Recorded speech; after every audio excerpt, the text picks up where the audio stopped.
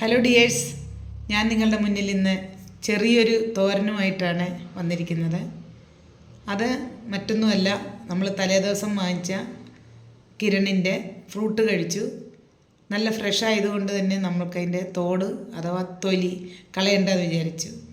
ഒരുപാട് ഔഷധ ഗുണവും അതേപോലെ തന്നെ ഒരുപാട് ആരോഗ്യ ഗുണങ്ങളുമുള്ള ഒരു സംഭവമാണ് നമ്മളുടെ തണ്ണിമത്തൻ.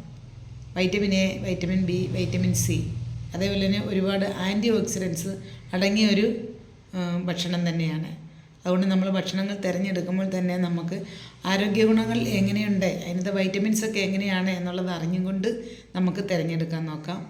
പിന്നെ നമ്മളുടെ ഇപ്പം നമുക്ക് ഭയങ്കര ദാഹമൊക്കെ ഉള്ള സമയമാണല്ലോ. അപ്പം നമുക്കത് കൂടുതലായിട്ടും വാട്ടർ കണ്ടൻറ്റ് ആയതുകൊണ്ട് നന്നായിട്ട് കുട്ടികൾക്കും കൊടുക്കാം, വലിയവർക്കും കഴിക്കാൻ പറ്റുന്ന ഒരു ആഹാരപദാർത്ഥമാണ് നമ്മളുടെ തണ്ണിമത്തൻ.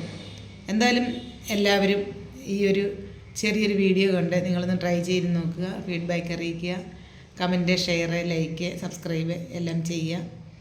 അപ്പം നമ്മളുടെ ഈ ഒരു കുഞ്ഞു വീഡിയോ നിങ്ങളുടെ മുന്നിലേക്ക് കാഴ്ചവെച്ച എല്ലാവർക്കും ഒത്തിരി thank you so much. Hello guys, നമുക്ക് കിരണിൻ്റെ തോട് കൊണ്ട് നമുക്കൊരു തോരൻ വെക്കാം. അതിനായിട്ട് നമുക്ക് നമ്മളതിൻ്റെ കറുത്ത തൊലിയെല്ലാം ഇങ്ങനെ കത്തി ഉപയോഗിച്ച് ചെത്തിയെടുക്കുക കേട്ടോ.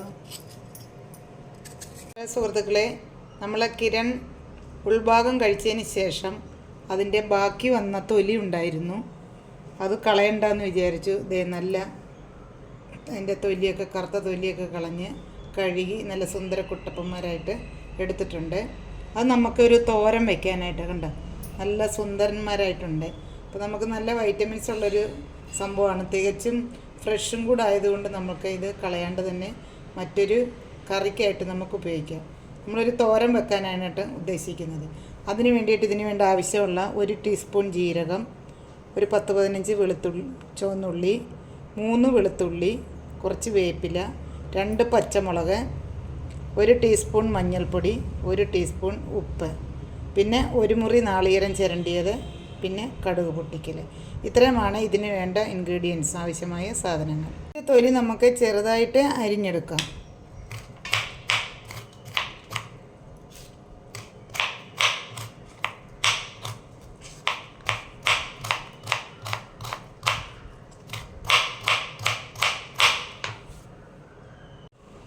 അരിഞ്ഞു വെച്ച നമ്മളുടെ ആ തൊലിയിലേക്ക് അല്പം വെളിച്ചെണ്ണ കയ്യിൽ തടവിയിട്ട്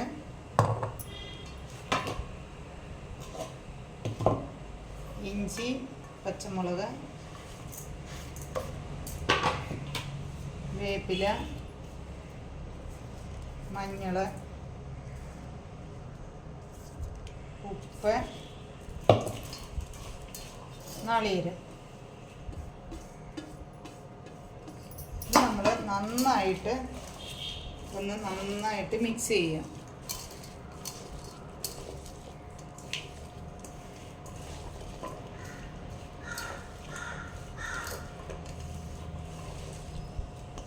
നന്നായി മിക്സ് ചെയ്ത് 10 മിനിറ്റ് റെസ്റ്റ് ചെയ്യാനായിട്ട് വയ്ക്കാം. ചട്ടി ചൂടായപ്പം 1 ടേബിൾ സ്പൂൺ വെളിച്ചെണ്ണ ഒഴിച്ചു. ചൂടായ ചട്ടി ആയതിനാൽ നമുക്ക് അതിനോടൊപ്പം തന്നെ കടുകും 1 ടീസ്പൂൺ കടുകും ഇട്ട് കൊടുക്കാം. കടുക് പൊട്ടി തുടങ്ങുമ്പോൾ നമ്മൾക്ക് എടുത്തു വെച്ചിരുന്ന ജീരകവും അതിലേക്ക് ഇടാം.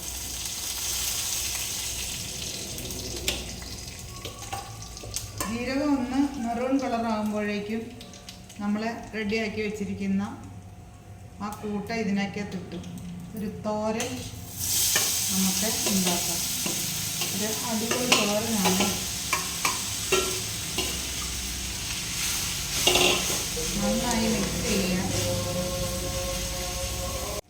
വാട്ടർമെലോൺ വെള്ളമായതുകൊണ്ട് തന്നെ നമ്മൾക്ക് ഒരു 1/4 കപ്പ് വെള്ളം ഒഴിച്ചാൽ മതി.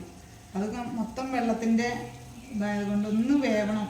ലേശാൻ്റെ തൊലിയല്ലേ, നന്നായിട്ടൊന്ന് വേവാൻ വേണ്ടിയിട്ട് മാത്രം ഒരു 1/4 കപ്പ് വെള്ളം ഒഴിച്ച് ഒന്ന് ഇളക്കി